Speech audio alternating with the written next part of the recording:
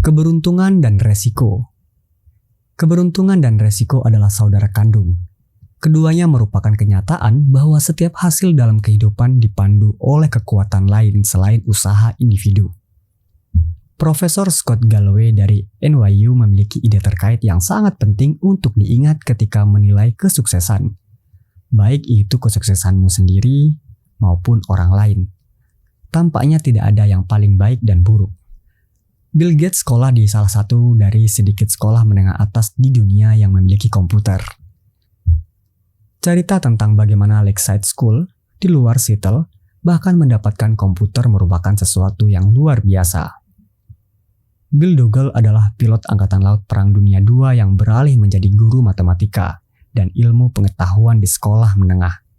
Ia percaya bahwa belajar dari buku saja tidak cukup tanpa pengalaman dunia nyata. Ia juga menyadari bahwa kami akan perlu tahu sesuatu tentang komputer saat kami sampai di perguruan tinggi. Kenang almarhum Paul Allen, salah satu pendiri Microsoft.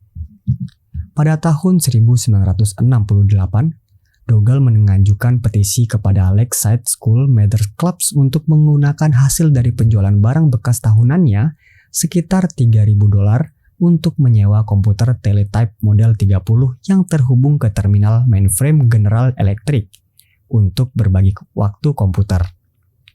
Konsep berbagi waktu baru saja ditemukan pada tahun 1965, kata Gates kemudian. Seseorang sangat berpikiran maju. Kebanyakan sekolah pasca sarjana di universitas tidak memiliki komputer yang setingkat dengan apa yang dapat diakses oleh Bill Gates ketika dia duduk di kelas 8, dan dia sangat terobsesi dengan itu. Ketika ia bertemu dengan teman kelasnya, Paul Allen, Gates berusia 13 tahun pada tahun 1968. Allen juga terobsesi dengan komputer sekolah, dan keduanya langsung akrab. Komputer di Lakeside bukan bagian dari kurikulum umum. Ini adalah program studi independen. Bill dan Paul bisa bermain dengan komputer itu sesuka hati mereka, membiarkan kreativitas mereka berkembang bebas. Setelah sekolah, larut malam, di akhir pekan, mereka cepat menjadi ahli komputasi. Selama satu sesi larut malam mereka, Allen mengingat Gates menunjukkan kepadanya majalah Fortune dan berkata, "Bagaimana menurutmu menjalankan perusahaan Fortune 500 itu?" Allen berkata dia tidak tahu. "Mungkin suatu hari nanti kita akan memiliki perusahaan komputer kita sendiri," kata Gates. Sekarang, Microsoft bernilai lebih dari $1 triliun. Singkatnya, pada tahun 1968, ada sekitar 303 juta orang di dunia yang berusia sekolah menengah atas menurut PBB. Sekitar 18 juta di antaranya tinggal di Amerika Serikat. Sekitar 270.000 di antaranya tinggal di negara bagian Washington. Sedikit lebih dari 100.000 di antaranya tinggal di area Seattle. Dan hanya sekitar 300 di antaranya yang bersekolah di Lakeside School. Mulai dari 303 juta berakhir dengan 300. 1 dari 1 juta siswa sekolah menengah atas bersekolah di sekolah menengah yang memiliki kombinasi uang tunai dan wawasan ke masa depan untuk membeli komputer. Bill Gates kebetulan adalah salah satu dari mereka. Gates tidak malu-malu tentang apa artinya ini. Jika tidak ada Lakeside, tidak akan ada Microsoft, katanya kepada kelas lulusan sekolah tersebut pada tahun 2005. Gates sangat cerdas, bahkan lebih giat bekerja, dan sebagai remaja, memiliki visi tentang komputer yang bahkan sebagian besar eksekutif komputer berpengalaman tidak bisa mengerti. Dia juga memiliki keunggulan 1 dari 1 juta dengan bersekolah di Lakeside. Sekarang, biarkan aku bercerita tentang teman Gates, Ken Evans. Ia mengalami dosis keberuntungan yang kuat yang merupakan saudara dekat dari resiko. Bill Gates dan Paul Allen menjadi nama rumah tangga berkat kesuksesan Microsoft. Namun, kembali di Lakeside, ada anggota ketiga dari geng prodigi komputer sekolah menengah ini. Ken Evans dan Bill Gates menjadi sahabat di kelas 8. Evans, menurut Gates sendiri, adalah siswa terbaik di kelas. Kedua orang itu berbicara di telepon dalam jumlah yang konyol, kenang Gates dalam dokumenter Inside Bill's Brain. "Aku masih ingat nomor telepon Ken," katanya. 525-7851. Evans dengan komputer sama terampilnya seperti Gates dan Allen. Lakeside pernah kesulitan untuk menyusun jadwal kelas secara manual. Sebuah labirin kerumitan untuk mendapatkan ratusan siswa kelas yang mereka butuhkan pada waktu yang tidak bertentangan dengan kursus lain. Sekolah menugaskan Bill dan Ken, masih anak-anak secara harfiah, untuk membangun program komputer demi memecahkan masalah tersebut. Itu berhasil. Dan tidak seperti Paul Allen, Ken berbagi pemikiran bisnis dan ambisi tak terbatas Bill. Ken selalu membawa tas kerja besar seperti tas pengacara. Kenang Gates, kami selalu merencanakan apa yang akan kami lakukan 5 atau 6 tahun ke depan. Apakah kami harus menjadi CEO? Dampak apa yang bisa kamu berikan? Apakah kami harus menjadi jenderal? Apakah kami harus menjadi duta besar? Apapun itu, Bill dan Ken tahu mereka akan melakukannya bersama. Setelah bernostalgia tentang persahabatannya dengan Ken, Gates terdiam. Kami pasti akan terus bekerja sama. Aku yakin kami akan pergi ke perguruan tinggi bersama. Ken mungkin bisa menjadi mitra pendiri Microsoft bersama Gates dan Allen. Tapi itu tidak akan pernah terjadi. Ken meninggal dalam kecelakaan mendaki gunung sebelum ia lulus sekolah menengah. Setiap tahun ada sekitar 3 lusin kematian mendaki gunung di Amerika Serikat. Peluang tewas di gunung saat sekolah menengah kira-kira 1 dari 1 juta. Bill Gates mengalami keberuntungan 1 dari 1 juta dengan berakhir di Lakeside. Ken Evans mengalami resiko 1 dari 1 juta dengan tidak pernah bisa menyelesaikan apa yang ia dan Gates mulai lakukan.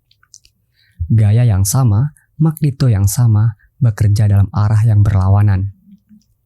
Keberuntungan dan resiko, keduanya adalah realitas bahwa setiap hasil dalam kehidupan dipandu oleh kekuatan lain selain usaha individu. Mereka begitu mirip sehingga kamu tidak bisa percaya pada satu tanpa sama-sama menghormati yang lain.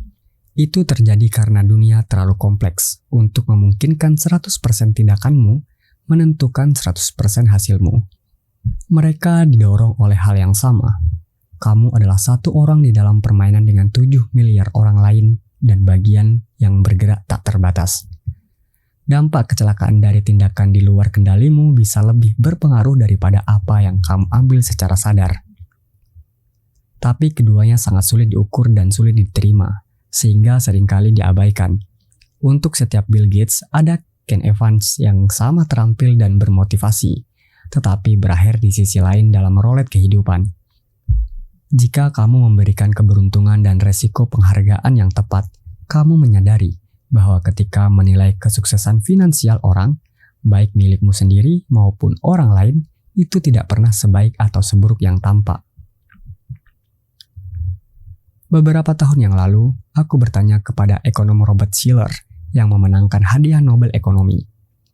Apa yang ingin kamu ketahui tentang investasi yang tidak bisa kita ketahui? Peran keberuntungan yang tepat dalam hasil yang sukses. Jawabnya. Aku suka dengan respon ini, karena sebenarnya tidak ada yang benar-benar berpikir keberuntungan tidak berperan dalam kesuksesan finansial. Namun, karena sulit mengkuantifikasi keberuntungan dan dianggap tidak sopan untuk menyarankan kesuksesan orang lain adalah karena keberuntungan, sikap bawaan seringkali adalah mengabaikan keberuntungan sebagai faktor kesuksesan secara implisit. Jika aku berkata, ada 1 miliar investor di dunia, dengan kebetulan semata, apakah kamu mengharapkan 10 di antaranya menjadi miliarder terutama karena keberuntungan? Kamu akan menjawab, tentu saja. Tapi kemudian jika aku memintamu untuk menyebutkan investor-investor tersebut tepat di depan mereka, kamu kemungkinan akan mundur. Ketika menilai orang lain, mengaitkan kesuksesan dengan keberuntungan membuatmu terlihat iri dan kejam. Meskipun kita tahu keberuntungan itu ada, dan ketika menilai diri sendiri, mengaitkan kesuksesan dengan keberuntungan bisa terlalu mengecilkan hati untuk diterima. Ekonom Bhaskar Mazumdar telah menunjukkan bahwa pendapatan di antara saudara laki-laki lebih berkorelasi daripada tinggi atau berat badan. Jika kamu kaya dan tinggi, saudaramu lebih mungkin juga kaya daripada dia tinggi. Aku pikir sebagian besar dari kita secara intuitif tahu ini benar. kualitas pendidikanmu dan peluang yang terbuka untukmu sangat terkait dengan status sosial ekonomi orang tuamu. Tapi, temukanlah dua saudara yang kaya dan aku akan menunjukkan dua pria yang tidak berpikir temuan studi ini berlaku untuk mereka. Kegagalan yang bisa berupa apa saja mulai dari keberangkrutan hingga memenuhi tujuan pribadi juga disalahgunakan. Apakah bisnis yang gagal tidak cukup berusaha keras? Apakah investasi yang buruk tidak dipikirkan dengan matang? Apakah karir yang menyimpang disebabkan oleh kemalasan? Terkadang, ya, tentu saja. Tapi, seberapa banyak? Sangat sulit untuk diketahui. Semua hal yang layak dikejar memiliki peluang sukses kurang dari 100%. Dan resiko adalah apa yang terjadi ketika kamu berada di sisi yang tidak menguntungkan dari persamaan itu. Sama seperti dengan keberuntungan, ceritanya menjadi terlalu sulit, terlalu berantakan, terlalu kompleks jika kita mencoba memilah berapa banyak dari sebuah hasil adalah keputusan sadar versus resiko. Katakanlah aku membeli sebuah saham, dan 5 tahun kemudian harganya tidak bergerak. Mungkin saja aku membuat keputusan yang buruk dengan membelinya. Namun, juga mungkin bahwa aku membuat keputusan yang baik dengan peluang 80% untuk menghasilkan uang. Dan aku hanya kebetulan berakhir di sisi yang tidak beruntung 20%. Bagaimana aku tahu mana yang benar? Apakah aku membuat kesalahan? Apakah aku hanya mengalami realitas resiko? Memang mungkin untuk mengukur secara statistik apakah beberapa keputusan itu bijaksana. Namun, dalam dunia nyata, sehari-hari kita tidak melakukannya. Itu terlalu sulit. Kita lebih suka cerita sederhana yang mudah tapi seringkali menyesatkan. Setelah menghabiskan bertahun-tahun di sekitar pasar investor dan pemimpin bisnis, aku menyadari bahwa kegagalan orang lain biasanya dikaitkan dengan keputusan yang buruk. Sementara kegagalanmu sendiri biasanya dikaitkan dengan sisi gelap dari resiko. Ketika menilai kegagalanmu, aku cenderung lebih memilih cerita sederhana tentang sebab dan akibat. Karena aku tidak tahu apa yang terjadi dalam pikiranmu. Kamu memiliki hasil yang buruk, jadi pasti disebabkan oleh keputusan yang buruk. Adalah cerita yang paling masuk akal bagiku. Tapi ketika menilai diriku sendiri, aku bisa membuat narasi liar yang membenarkan keputusan masa laluku dan mengaitkan hasil buruk dengan resiko. Sampul majalah Forbes tidak menyarankan investor miskin yang membuat keputusan baik, tetapi kebetulan mengalami sisi buruk dari resiko. Namun, majalah itu hampir pasti merayakan investor kaya yang membuat keputusan biasa-biasa saja atau bahkan ceroboh dan kebetulan beruntung. Keduanya melempar koin yang sama yang kebetulan mendarat di sisi yang berbeda. Bagian berbahaya dari ini adalah bahwa kita semua mencoba belajar tentang apa yang berhasil dan apa yang tidak dengan uang. Strategi investasi apa yang berhasil, yang mana yang tidak. Strategi bisnis apa yang berhasil, yang mana yang tidak. Bagaimana cara menjadi kaya, bagaimana cara menghindari kemiskinan.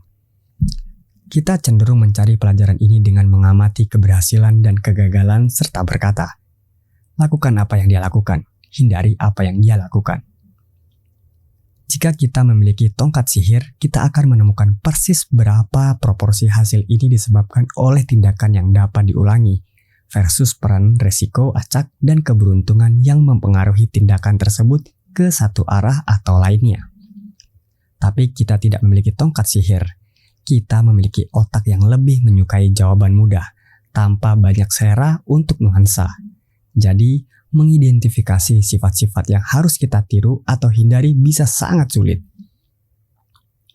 Biarkan aku menceritakan kisah lain tentang seseorang yang, seperti Bill Gates, sangat sukses. Tetapi, kesuksesannya sulit untuk ditentukan apakah disebabkan oleh keberuntungan atau keterampilan. Cornelius Vanderbilt baru saja menyelesaikan serangkaian kesepakatan bisnis untuk memperluas kerajaan kereta apinya.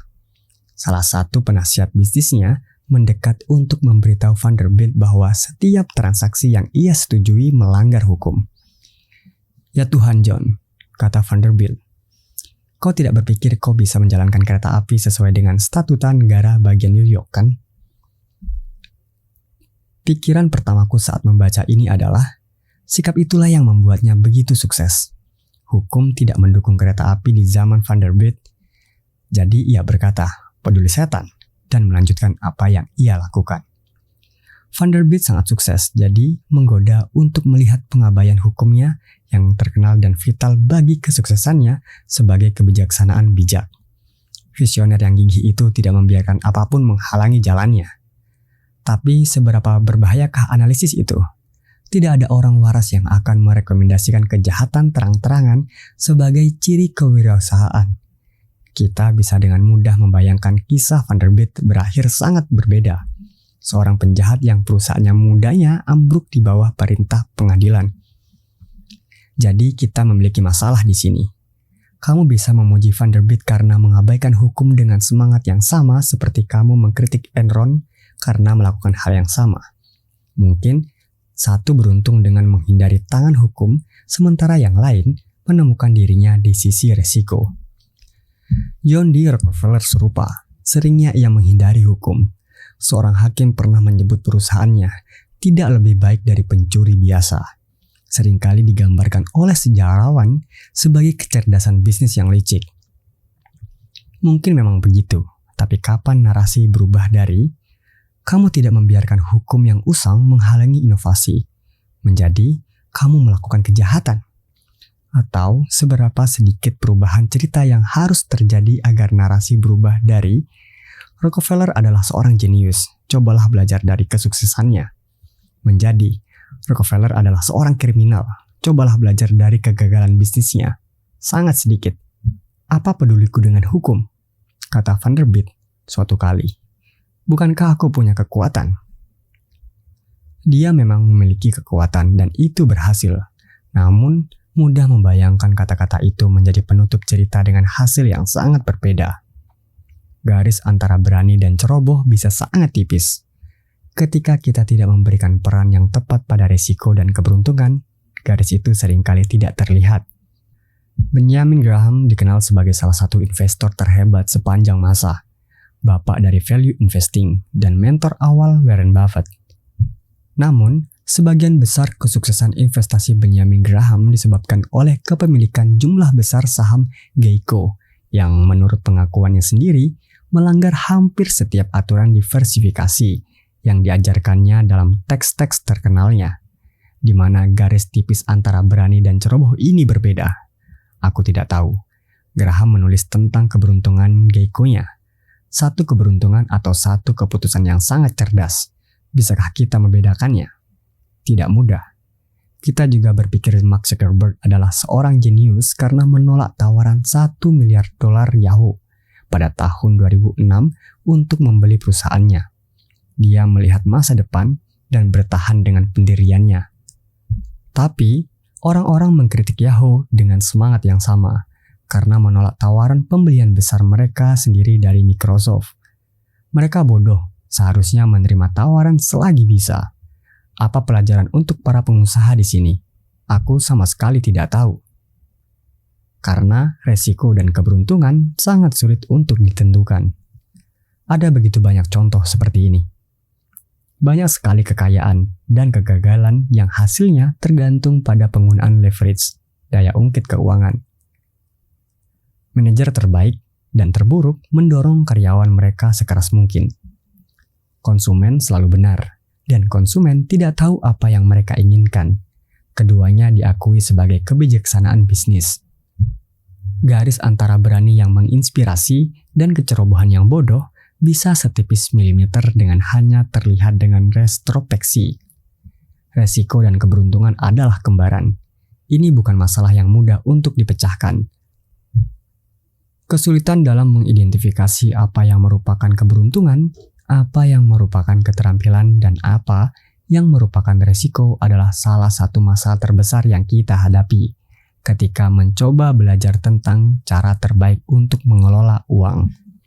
Namun, ada dua hal yang dapat mengarahkanmu ke arah yang lebih baik. Berhati-hatilah dalam memuji dan mengagumi seseorang. Berhati-hatilah juga saat meremehkan dan berharap untuk tidak menjadi seperti mereka. Atau berhati-hatilah saat menganggap bahwa 100% hasil dapat diatributkan kepada usaha dan keputusan. Setelah anakku lahir, aku menuliskan sebuah surat yang salah satu isinya, beberapa orang dilahirkan dalam keluarga yang mendorong pendidikan, yang lainnya malah sebaliknya. Ada yang lahir dari ekonomi yang berkembang dan mendukung kewirausahaan, yang lainnya lahir dalam perang dan kemiskinan. Aku ingin kau berhasil dan aku ingin kau memperolehnya dengan usahamu sendiri. Namun, sadarilah bahwa tidak semua kesuksesan disebabkan oleh kerja keras dan tidak semua kemiskinan disebabkan oleh kemalasan. Ingatlah hal ini saat menilai orang lain, termasuk dirimu sendiri. Oleh karena itu, kurangilah fokus pada individu tertentu dan studi kasus, dan lebih banyaklah memperhatikan pola umum. Mempelajari seseorang secara spesifik bisa berbahaya, karena kita cenderung mempelajari contoh ekstrim, para miliarder, CEO, atau kegagalan besar yang mendominasi berita. Dan contoh ekstrim seringkali kurang dapat diterapkan dalam situasi lain, mengingat kompleksitasnya. Semakin ekstrim hasilnya, semakin kecil kemungkinan pelajaran dapat diterapkan dalam kehidupanmu, karena semakin besar kemungkinan hasil tersebut dipengaruhi oleh keberuntungan atau resiko yang ekstrim. Kamu akan mendekati pelajaran yang bisa diambil secara praktis dengan mencari pola umum keberhasilan dan kegagalan. Semakin umum polanya, semakin mungkin ia dapat diterapkan dalam kehidupanmu. Mencoba meniru kesuksesan investasi Warren Buffett itu sulit, karena hasilnya sangat ekstrim, sehingga peran keberuntungan dalam kinerja seumur hidupnya sangat mungkin tinggi, dan keberuntungan bukanlah sesuatu yang bisa kamu tiru secara andal.